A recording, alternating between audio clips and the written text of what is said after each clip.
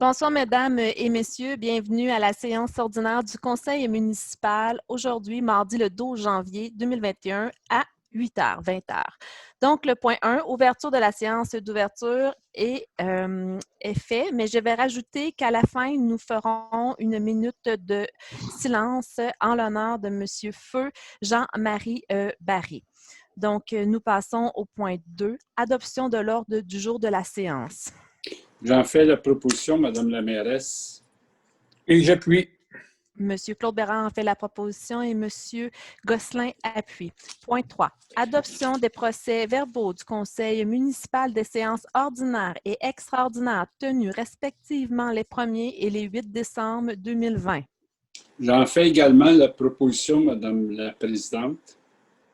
Et j'en fais également l'appui. Monsieur le conseiller Claude Bérard en fait la proposition et Monsieur le conseiller André Gosselin appuie. Point 4, période de questions sur les sujets prévus à l'ordre du jour. Personne ne s'est inscrit à ce point, Madame Rio? Non. Merci. Point 5, correspondance provenant du ministère des Affaires municipales et de l'Habitation. Ce mois-ci, il n'y a aucune correspondance. Donc, le point 6, avis de motion. 6.1, avis de motion décrétant la prochaine adoption du règlement 1215-2021, modifiant l'article 7 du règlement 147-85, constituant le comité consultatif d'urbanisme afin de modifier la personne qui agit à titre de secrétaire et c'est un dépôt du projet de règlement également. Oui, alors je vais déposer l'avis de motion. L'idée, c'est de changer l'inspecteur municipal pour le directeur du service technique. Alors, voilà, avis À titre de secrétaire du comité consultatif d'urbanisme. tel que mentionné. Donc, M. Denis-Charles Drapeau en fait l'avis de motion. 6.2, avis de motion décrétant la prochaine adoption du règlement 1216-2021, empruntant au plus 575 500 pour financer des travaux dans certains bâtiments de la ville. Oui, alors, Madame la mairesse, je vais donner l'avis de motion puis déposer le règlement. Et en complément d'information, juste vous donner quelques endroits, là, quelques bâtiments de la ville là, qui vont avoir les travaux. Là, on parle du CMF pour un montant de 200 000 $. On parle le chalet de piscine pour un montant de 10 000 $, le vieux garage municipal pour un montant de 45 000 $. On parle de la maison des jeunes aussi, un montant de 1 400 $. On parle de la mairie bibliothèque, 76 000 $, etc. Merci. Donc, M. Dominique Doyon en donne avis de motion. 6.3, avis de motion décrétant la prochaine adoption du règlement 1217-2021, empruntant au plus 495 400 pour financer des travaux de voirie et certains parcs municipaux. C'est un dépôt de projet également. Oui, c'est ça. Je vais donner l'avis de motion, Mme la mairesse, puis déposer le règlement. Puis, à titre d'information, je vais vous donner la liste des parcs. Là, on parle du parc Saint-Laurent-du-Fleuve pour 26 000 $ pour les Bertis et la balançoire. On parle du parc Donatien-Donnet pour un module 0,5 ans pour un montant de 39 000 $. Le parc Cormier, glissade et chaises sauveteurs pour un montant de 65 000 $. Le parc JAT Coallier, on parle d'un escalier pour un montant de 39 000 $.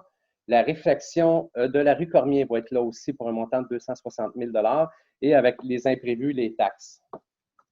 Pour arriver à un montant de 495 000 $. Ouais. Le conseiller Dominique Doyon en donne avis de motion et dépose le règlement. Merci. 6.4, avis de motion décrétant la prochaine adoption du règlement 1218-2021, empruntant au plus 700 000 pour financer des travaux de pavage sur le rang du ruisseau. J'en donne l'avis de motion et je dépose le projet de règlement pour ce que le titre explique bien, là, pour emprunter 700 000 $ pour faire le pavage sur le rang du ruisseau. Monsieur le conseiller Steve Hamel en donne avis de motion et dépose le règlement, le projet de règlement. Point 7, règlement 7.1, dépôt du rapport sur l'application du règlement de gestion contractuelle 2020. Donc, c'est un dépôt. 7.2, adoption du règlement 1206-2020 modifiant le plan de zonage à l'annexe B du règlement de zonage 858-1-2019 afin de remplacer la zone P2-103 groupe public par la zone CS1-103 groupe de conservation. J'aimerais proposer le règlement pour venir, dans le fond, protéger comme zone de conservation le boisé qui est situé près de la rue des Ormes, la rue des Mélèzes, en face du IGA. Donc, c'est le dernier projet de règlement pour venir finaliser le tout. Et j'appuie avec plaisir mon collègue. Monsieur Hamel en fait la proposition et Monsieur Gosselin appuie. Point 7.3, adoption du règlement 1213-2020 modifiant l'annexe A du règlement 1161-2019 relatif aux signaux de circulation afin d'interdire le stationnement sur une portion de la rue Thomas-Daunet. Oui, Madame la mairesse, je voudrais proposer l'adoption du règlement pour venir régler des problématiques. C'est pour seulement une portion, d'interdire des deux côtés de la rue le stationnement les jours de collecte. Donc, j'en fais la proposition. Je vais appuyer mon collègue. Donc, Monsieur le conseiller municipal Steve Hamel en fait la proposition et Monsieur le conseiller municipal Denis Charles Drapeau appuie. 7.4, adoption du règlement 1214-2020 modifiant l'article 8 du règlement 1178-2019 constituant un comité consultatif de développement durable afin de modifier la personne qui agit à titre de secrétaire du comité. Oui, Madame la mairesse, je voudrais proposer le règlement. C'est pour venir permettre au directeur général adjoint de venir siéger au comité à titre de secrétaire. Et j'appuie M. Hamel, Madame la mairesse. Donc, M. Hamel en fait la proposition et M. Doyon appuie. Point 8, Finances, 8.1, adoption de la liste des comptes à payer au 6 janvier 2021.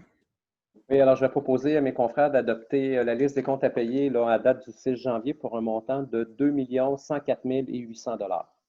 J'appuie mon collègue, M. Doyon, Madame la mairesse. Donc, M. Doyon a fait la proposition et M. Hamel appuie. 8.2, dépôt, selon l'article 477.6 de la loi sur les cités et villes, de la liste de tous les contrats comportant une dépense de plus de 2 000 $ conclus avec un même co-contractant lorsque l'ensemble de ces contrats comporte une dépense totale qui dépasse 25 000 du 1er janvier 2020 au 31 décembre 2020. Donc, c'est un dépôt. 8.3, ordre du greffier de mettre en vente les immeubles pour défaut de paiement des taxes. Oui, alors, Madame la mairesse, je vais proposer d'adopter et de donner l'ordre au greffier de mettre en vente des immeubles pour défaut de paiement de taxes. Et j'appuie mon collègue, M. Doyon. Donc, M. Dominique Doyon a fait la proposition et M. André Gosselin appuie. 8.4, instruction à l'assistante greffière d'enrichir au nom de la Ville lors de la vente pour défaut de paiement des taxes. Oui, alors je vais demander aux membres du conseil d'accepter et de donner l'instruction à l'assistante greffière d'acheminer au nom de la Ville d'acheminer au nom de la Ville la vente pour des défauts de paiement de taxes. Et j'appuie, Madame la présidente. M. Doyon a fait la proposition et M. Gosselin appuie. Point 9, gestion du personnel. 9.1, ajustement salarial du personnel du service de sécurité incendie. Alors, j'en fais la proposition, Madame la présidente. J'appuie mon confrère, Madame la mairesse. Donc, M. André Gosselin a fait la proposition et M. Dominique Doyon appuie. 9.2, nomination d'une chef adjointe à la division de l'assainissement des eaux. Madame la mairesse, j'aimerais proposer Catherine Bouchard au titre de chef adjointe à la division assainissement des eaux. Je vais appuyer mon confrère, Madame la mairesse. Donc, M. Steve Hamel en fait la proposition et M. Dominique Doyon appuie. M. Drapeau, votre micro est fermé. C'est pour ça que M. Doyon a pris la relève. On ne vous entendait pas. Merci, M. Doyon. Point 10, urbanisme. 10.1, dépôt du rapport des permis de construction émis pour le mois de décembre. M. Drapeau, avez-vous les données informatives? Oui, je vous... Alors, ce mois-ci, nous avons eu 42 demandes de permis pour 7 238 001 $, qui pour un ajout de valeur de 12 452 000 Donc, 12 452, exactement. Et pour annuellement, on a 683 permis, donc en 2020, pour une valeur de 47 226,43 $, pour une valeur finale de 127 263,73 sous. Donc, Voilà. merci Alors, des informations. C'est un dépôt. 10.2, demande de dérogation mineure pour le 9899 route Marie-Victorin. Oui, il s'agit, dans ce cas-ci, attendez un petit peu. D'une implantation d'une maison avec un revêtement extérieur très moderne, dans les nouvelles tendances. De 2 étages, je ne m'abuse. Donc, c'est pour accepter le revêtement extérieur Alors, dans son intégralité. je vais proposer, suite à la recommandation du CCU. Je vais appuyer Donc, M. Drapeau. Oui, je vais vous appuyer, M. Drapeau. Donc, M. Denis Drapeau en fait la proposition et M. Dominique Doyon appuie. 10.3, demande d'approbation d'un permis de construction dans le cadre du PIA Les Faubourgs du Majestueux pour le 1879 rue d'Auzois. Oui, dans ce cas-ci,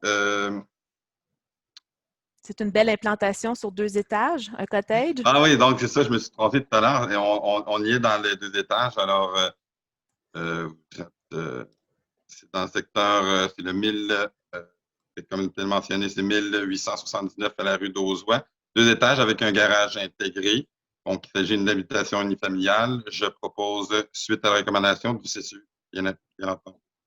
J'appuie mon collègue, Mme la mairesse. Monsieur le conseiller Denis-Charles Drapeau a fait la proposition et Monsieur le conseiller Steve Hamel appuie. 10.4, second projet de résolution afin de transformer l'habitation trifamiliale existante en habitation multifamiliale de 4 logements dans le cadre du règlement 1109-2018 sur les projets particuliers de construction, de modification ou d'occupation d'un immeuble PPC-MOI pour les adresses du 5100 à 5104 rue Hurtaud. Oui, c'est une ancienne résidence pour personnes âgées qui a été transformée en grand triplex, si on veut, avec des grands logements. Là, l'idée, c'est de transformer un triplex en 4 logements. Ça demeure toujours des très grands logements, donc des 5,5, 6,5 et un 7,5, si je ne m'abuse. Alors, suite aux recommandations du CCU, encore une fois, donc, je propose.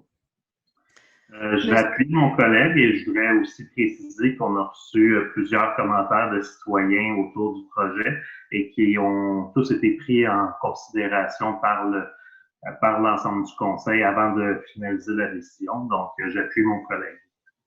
Monsieur Denis-Charles Drapeau en fait la proposition et Monsieur Hamel appuie.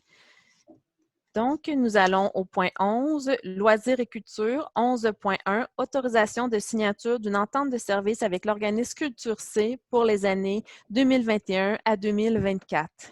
Alors, Madame la mairesse, il nous fait plaisir d'annoncer notre contribution financière à Culture C pour un montant de 64 946 pour les années 21 et 22, de 67 568 pour l'année 2023 et 69 320 pour la dernière année de 2024. Donc, vous faites la proposition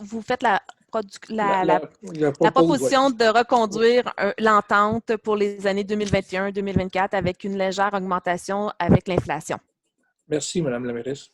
Donc, M. André Gosselin a fait la proposition. J'appuie M. le conseiller Gosselin, Madame la mairesse. Et M. Claude Bérard appuie M. Gosselin.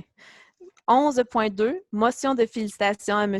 Yves Boutillette pour l'écriture de son 2e roman nommé En compagnie de Magali. Donc, c'est unanime. Le conseil municipal tient à féliciter cet écrivain contre-Cœurois. 11.3, renouvellement de mandat de certains membres du comité consultatif en loisirs, culture et développement social. Monsieur Gosselin, pouvez-vous les nommer, s'il vous plaît? Oui, avec plaisir, Madame la mairesse. Donc, je propose le renouvellement des mandats de Mesdames Carrière, Courchaine, Madame Provost, Madame Radziszewski et Monsieur Marcil. Et j'appuie M. le conseiller Gosselin, Madame la mairesse. Donc, Monsieur le conseiller municipal André Gosselin fait la proposition et Monsieur le conseiller municipal Claude Bérard appuie. Nous passons au point 17, car du point 11 au point 17, entre ces points, il n'y a pas de sous-point. Point 17, administration générale. 17.1, mise à jour de l'organigramme de l'organisation municipale de sécurité civile. Oui, en fait, je vous propose d'adopter la mise à jour de l'organigramme. Donc, voilà, il s'agit d'une mise à jour. J'imagine qu'on peut le consulter sur le site web, faire une demande si les gens veulent en savoir. Alors, Et j'appuie, Mme la mairesse. Donc, M. Drapeau en fait la proposition et M. Gosselin appuie. 17.2, adhésion au regroupement d'achat de l'Union des municipalités du Québec pour l'achat de carburant en vrac. Oui, alors, Mme la mairesse, je voudrais proposer aux membres du conseil d'accepter l'adhésion au regroupement d'achat, ce qui peut être très avantageux là, pour les économies d'échelle. M. Doyon fait la proposition. J'ai appuyé mon collègue, Mme la mairesse. Et M. Hamel appuie. 17.3, attribution de mandat au directeur général adjoint. Oui, en fait, Mme la mairesse, c'est simplement je vous propose de permettre au directeur général adjoint de siéger au Parc des Grèves. Et j'appuie, Mme la mairesse.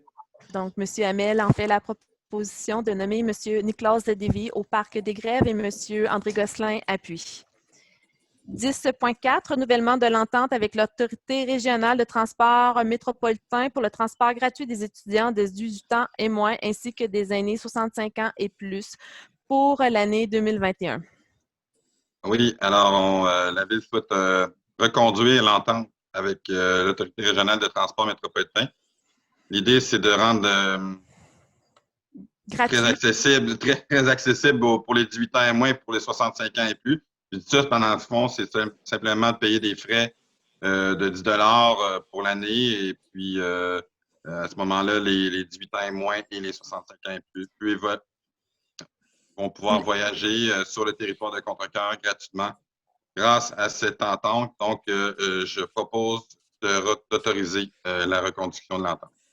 Le frais de 10 $, c'est des frais administratifs et pour faire la carte annuelle. Donc, c'est le coût de la carte, la conception.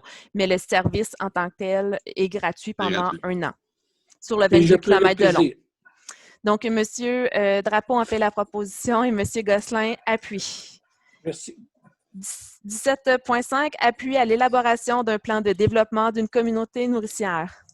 Madame la mairesse, je voudrais proposer, en fait, en continuité avec les projets qui ont déjà été mis en place, là, notamment avec le projet participatif, puis avec des actions à réaliser dans le PAD, de faire l'élaboration d'un plan pour être considéré pour des subventions là. Futures, pour devenir ville nourricière. Et je donne mon appui au projet. Donc, Monsieur le conseiller Steve Hamel en fait la proposition pour ce beau projet et Monsieur Gosselin appuie. Donc, point 18, sujet divers, il n'y a pas de point à ce point. Point 19, période de questions. Monsieur le directeur général, est-ce que vous pouvez me faire la lecture des questions et je vais faire la lecture des réponses. Oui, donc on a quelques questions, Madame la mairesse. Donc, une question continue sur la rue industrielle. Donc, question du citoyen. La réponse de la Ville, sujet déjà répondu, c'est une réponse non satisfaisante. Pouvez-vous nous présenter ces questions à l'Assemblée de janvier? Car la réponse reçue de l'Assemblée de décembre ne correspond aucunement au sujet discuté. Selon la réponse reçue, je ne crois pas que cela a un rapport. Question numéro 1. Quelle est la firme d'ingénieurs retenue au dossier pour la rue industrielle? Y a-t-il une recommandation spéciale correspondant qui concerne le rapport de la livraison de la rue industrielle de la part de cette firme? Voulez-vous une gorgée d'eau, Monsieur le directeur? Oui. J'ai peur un petit peu, là. Je vais demander sinon à l'assistante greffière de faire la lecture. Je m'excuse. Pas de problème. Donc, y a-t-il une recommandation spéciale correspondant qui concerne le rapport de la livraison de la rue industrielle de la part de cette firme? Nous suivons la recommandation de notre ingénieur du service technique. Question numéro 2. Y a-t-il une erreur administrative reliée au dossier de la part de la Ville sur la signature de documents nécessaires à la mise en chantier du projet entre les promoteurs et la Ville. Il n'existe pas d'erreur administrative dans ce dossier. Question numéro 3. Sur le projet, y aurait-il une entente spéciale entre le promoteur riverain et la Ville qui retarderait la livraison et la taxation de la rue? Il n'y a aucune entente spéciale et la taxation de ce règlement sera sur le compte de taxes 2021 puisque le financement a été effectué en 2020. D'accord. Donc, je vais prendre une bonne respiration. J'ai un long commentaire à vous lire sur la rue industrielle. Donc, je crois que toutes ces questions demandent des réponses claires, précises, que ce soit d'ordre de l'ingénierie, erreur de conception ou erreur administrative de la Ville. En conclusion, attendu que la rue est terminée et livrée par le contracteur, attendu que la rue terminée soit taxée comme la loi provinciale exige qu'elle soit facturée au promoteur ou du moins fasse partie d'un règlement d'emprunt avec les modalités de remboursement de la part des promoteurs et la Ville, attendu la nécessité du projet de la rue industrielle, qu'une voie de contournement est nécessaire aux camions lourds servant au transport lourd comme boucle de contournement de Marie-Victorin, Dansereau et Industrielle, attendu qu'une connexion directe rue industrielle à la Pomme d'Or vers l'autoroute 30 soit faite pour faciliter l'accès à l'autoroute, camions et autres, attendu qu'il était nécessaire de boucler le réseau d'eau et d'égouts avec la Pomme d'Or, je suis 100% en accord à ce projet et à cette initiative. Donc, seconde série de questions de la part de ce citoyen. Concernant la nouvelle taxation sur les terrains vacants avec service à l'ouest de Dansereau et de la nouvelle rue industrielle, existe-t-il un plan de développement général déposé pour le secteur et approuvé par la Ville démontrant la grandeur des terrains et leur valeur? Cette taxe sur les terrains vacants desservis commerciales a été identifiée selon l'inscription au rôle d'évaluation. En sous-question, Mme la mairesse, quel est le montant des revenus estimés concernant cette nouvelle taxe pour la Ville? Le montant de la surtaxe est évalué à 13 000. Donc, nous avons des questions d'un autre citoyen. Donc, sur la sécurité, première question, le sujet sécurité de la traverse piétonnière au carrefour giratoire Saint-Antoine.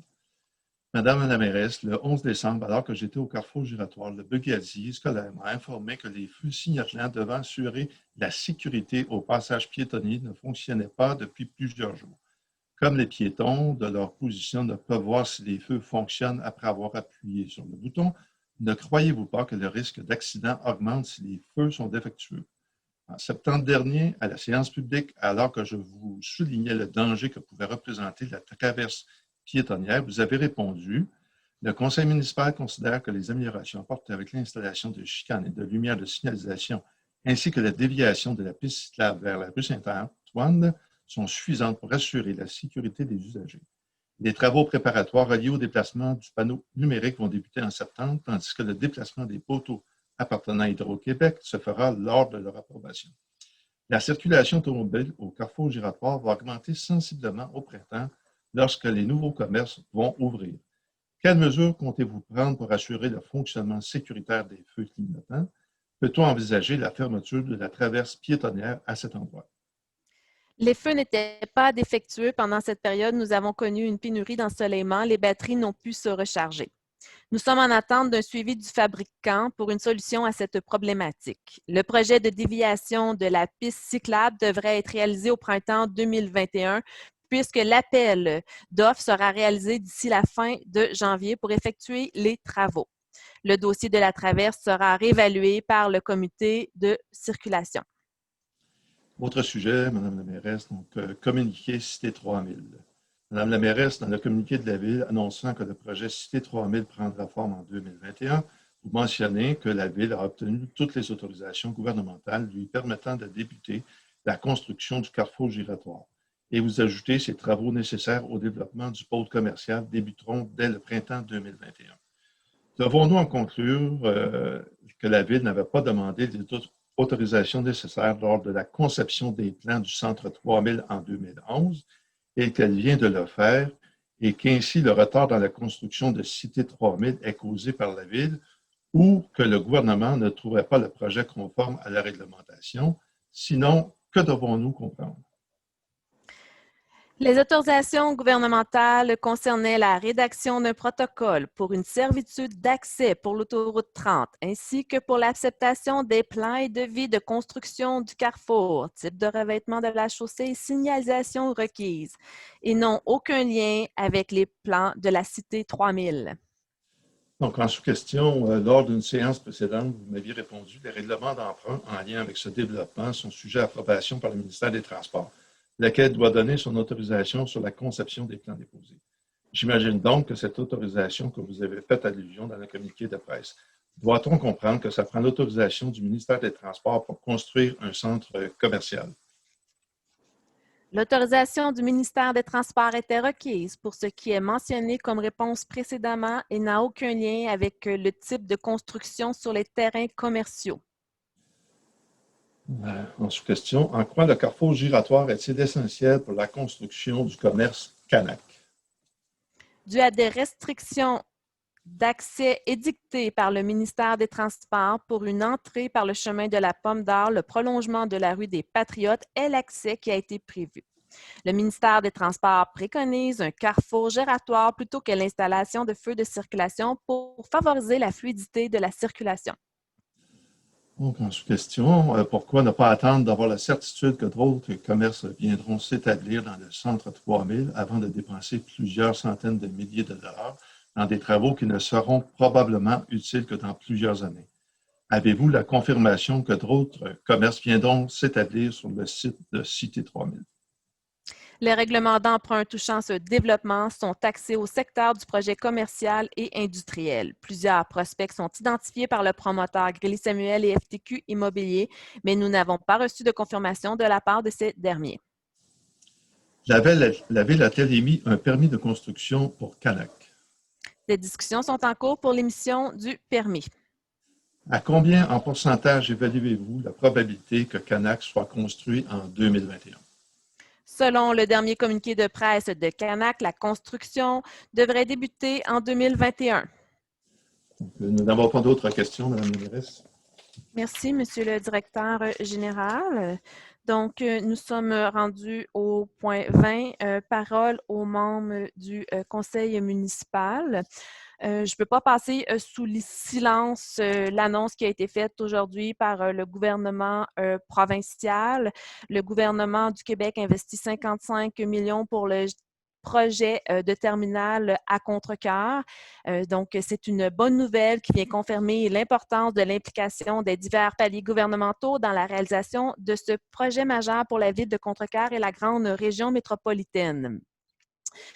Donc, ça positionne encore plus notre ville et le Québec comme plaque tournante transatlantique de l'industrie maritime. Également, j'aimerais vous parler des divers sentiers et des divers plateaux récréatifs. Donc, le conseil municipal travaille très fort avec l'équipe municipale afin d'offrir des sentiers et des plateaux pour les différentes activités ou sports hivernaux. Donc, c'est sûr que nous vous demandons de respecter les usages. Nous sommes très chanceux de pouvoir offrir un sentier pour ski de fond, un sentier où on peut faire du fat bike dans le parc Barbe-Denis de la Trinité, dans les sentiers du 350e, où on peut aussi aller marcher avec nos chiens en laisse. Donc, plusieurs villes n'ont pas de sentier pour les fat bikes. Et aussi, ce n'est pas toutes les villes qui permettent des sentiers avec accès pour aller marcher avec les chiens. Donc, je pense qu'il y a plusieurs usagers, plusieurs citoyens qui circulent dans nos différents plateaux, nos différents sentiers. Donc, si on respecte chacun l'usage, je pense que tout le monde va pouvoir profiter de leur activité avec grand plaisir et grand bonheur et que nous pourrons continuer aussi à offrir d'autres activités ou d'autres créneaux. Donc, je vous rappelle aussi l'importance de la distanciation sociale. On a eu des commentaires comme quoi qu'à la butte à glisser, il y a eu des observations comme que les gens les familles, les bulles surveillent le 2 mètres de distanciation, c'est primordial. Le parc à chiens sera fermé à cause d'un problème de taux de chenil, donc il sera fermé à partir de demain pour une période de 10 jours. Et là aussi, dans cet environnement, on vous demande aussi de toujours conserver les mesures sanitaires avec le 2 mètres de distanciation. Je vous remercie, toute la population. Je sais que c'est des efforts soutenus pour que tout le monde respecte les consignes gouvernementales et les 3 mesures, le lavage de mains, le port du masque et toujours le 2 mètres de distanciation sociale. On a eu d'autres consignes supplémentaires. Donc, jusqu'au 8 février, nous devons être seulement avec des personnes de notre bulle, de notre maison, notre bulle familiale, si on fait une activité à l'extérieur qui réside sous le même toit. Et c'est sûr que nous vivons pour la première fois un couvre-feu à l'ensemble de la province, à tous les citoyens. Donc, présentement, c'est bien suivi jusqu'à 8 heures. Les gens respectent la consigne. Je vous en remercie. Et grâce à ça aussi, notre taux d'éclosion n'accélère pas, se maintient. Donc, s'il vous plaît, continuez de respecter les mesures sanitaires et suivre les consignes gouvernementales. On est dans un dernier sprint. Il faut se faire tout le monde vacciner. Donc, je pense que tous ensemble, si on est bien unis, on va franchir ces derniers mois. Donc, maintenant, je passerai la parole à M. Claude Bérard. Oui, merci, Madame la mairesse. Je vais profiter de l'occasion pour remercier les citoyens de suivre les séances publiques en différé. Je profite aussi de l'occasion pour dire aux citoyens et aux citoyennes qui veulent être à l'affût des informations ou des nouvelles municipaux ou des activités qui peuvent se passer dans notre ville. Il y a 3 plateformes que moi, en tout cas, je vais dire, pour la diffusion. Il y a la page Facebook de la Ville de Contrecœur, Le Noblet, et les 2 tableaux électroniques, soit celui sur la rue Saint-Antoine et celui installé sur la mairie, sur l'édifice de la mairie. Les services de communication travaillent très fort pour renseigner les citoyens et donner les meilleurs renseignements possibles. Vous savez que cette semaine, les élèves des 2 écoles primaires ont repris les classes, soit Cœur-Vaillant et Mère Marie-Rose. Je demande aux citoyens d'être vigilants à la zone scolaire et d'être prudents. C'est beau, Madame la mairesse. Merci. Merci, M. Bérard. M. Doyon? Votre micro. C'est vrai, vous avez raison. Désolé. En fait, j'aimerais donner mes sympathies à Jean et Michel Barry, qui sont les 2 garçons de Jean-Marie Barry. Donc, mes sympathies. J'aimerais peut-être juste un petit complément d'information sur les questions qu'on a eues tantôt. Ça revient souvent, toute la cité 3000 ou la rue industrielle, mais j'aimerais que ces questions-là, les gens qui ont posé des questions, qu'ils comprennent vraiment que les dépenses sont faites par les développeurs. Donc, la ville n'a pas de dépenses à ce niveau-là. Donc, c'est peut-être bon de le reclarifier une autre fois. Et puis, à tout le monde, merci de nous suivre et profitez de toutes les infrastructures que la ville vous offre, que ce soit Bar de la Trinité, que ce soit le piste de ski de fond, les glissades, le parc de la Colline des Rêves.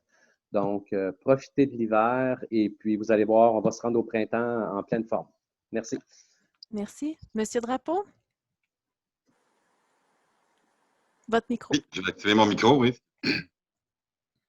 Alors oui, j'aimerais souligner justement le départ de M. Barry.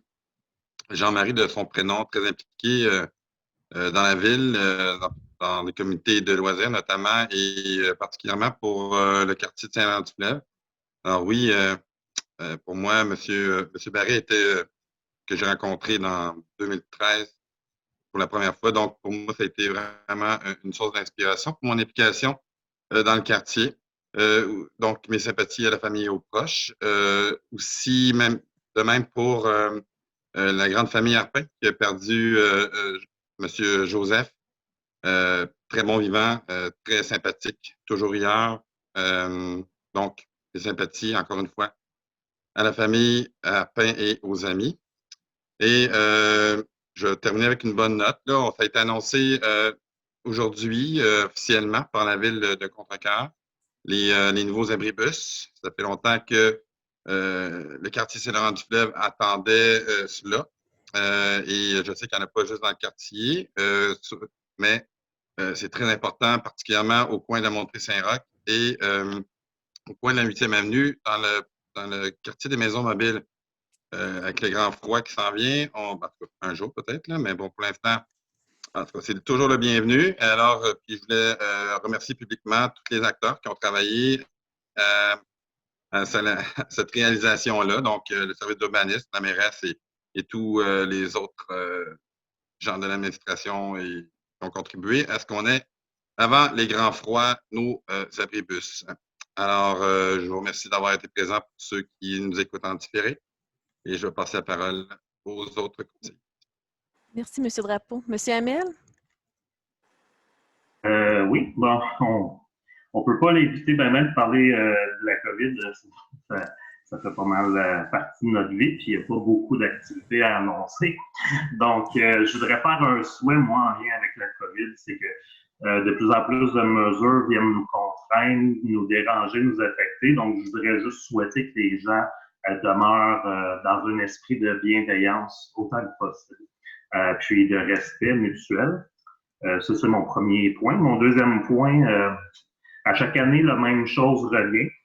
C'est plate, on essaie d'aider puis d'offrir des pistes pour la motoneige, mais il y a toujours des citoyens, généralement, c'est les citoyens de la ville qui ont des motoneiges puis qui respectent pas beaucoup les terrains privés, qui respectent pas les parcs, qui respectent pas les réglementations.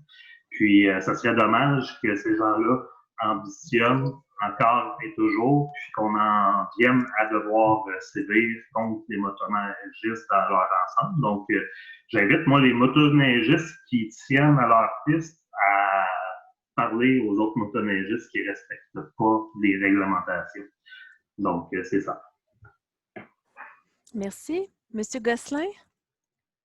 Bien, moi, je vais commencer par souhaiter une bonne année à tous nos citoyens. C'est peut-être la seule chose qui n'a pas été diagnostiquée. Alors, j'étais content de vous le dire. Puis, de mon côté, bien aussi offrir les condoléances à la famille Barry parce que j'ai eu l'honneur de côtoyer M. Barry pendant des années à la Commission des loisirs et tout comme lui, on avait un amour inconditionnel pour nos colonies. Donc, nos sympathies à la famille et aux amis de M. Barry. Merci, M. Gosselin. Donc, nous allons passer à l'hommage à M. Feu Jean-Marie Barry. Mais avant, au nom du conseil municipal, j'offre nos sincères condoléances à toute la grande famille Arpin. Nous faisons un hommage avec une chronologie pour M. Jean-Marie Baril parce qu'il s'est impliqué depuis plusieurs décennies dans différents comités de la ville de Contrecœur. Donc, je vais vous faire la lecture. Donc, afin de souligner le grand apport de M. Feu Jean-Marie Baril dans la vie communautaire de la ville de Contrecœur, voici la chronologie de ce citoyen honorable qui fut très impliqué et qui avait à cœur le bien-être de ses concitoyennes et concitoyens. Avant de commencer la lecture de sa chronologie, je tiens à remercier Mme Jeanne d'Arc Deneau-Dulude pour son grand apport à cette chronologie et offrir au nom du conseil municipal nos sincères condoléances à la famille Barry et à leurs proches. Donc, de 1999 à 2008, il fut président du comité des loisirs de Saint-Laurent-du-Fleuve. En 2008, après 9 ans à la présidence, il se retire, mais il reste impliqué comme trésorier pour participer à la transition du nouveau comité.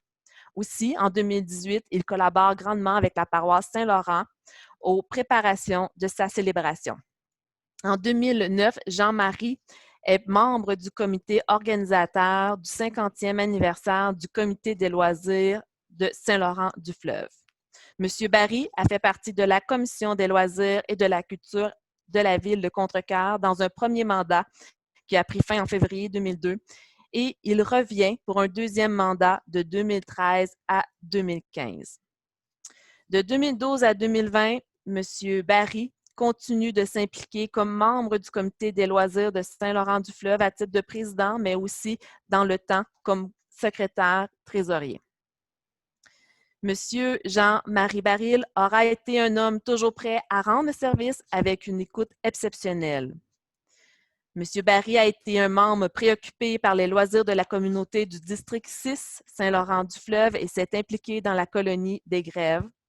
Sa dernière réunion a eu lieu le 24 février 2020, un peu avant la pandémie reliée à la COVID-19.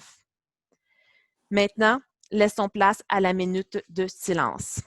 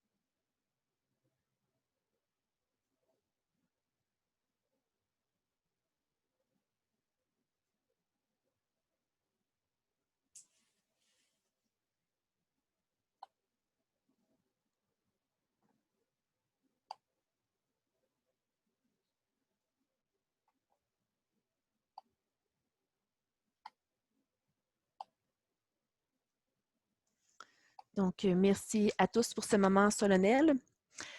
Avant de demander un proposeur à un appuyeur pour la levée de la séance, au nom du conseil municipal, je vous souhaite une bonne année 2021 et nous vous offrons nos meilleurs vœux. Ça sera une année sûrement sous le signe du développement économique et bien sûr du développement communautaire. Donc, j'aurais besoin d'un proposeur. Je fais la proposition de la levée de l'Assemblée, Madame la mairesse. Et j'appuie mon collègue, M. Bérard. Donc, M. Bérard a fait la proposition de lever la séance, le point 21, et M. Gosselin appuie. Donc, merci et au mois prochain. Bon mois.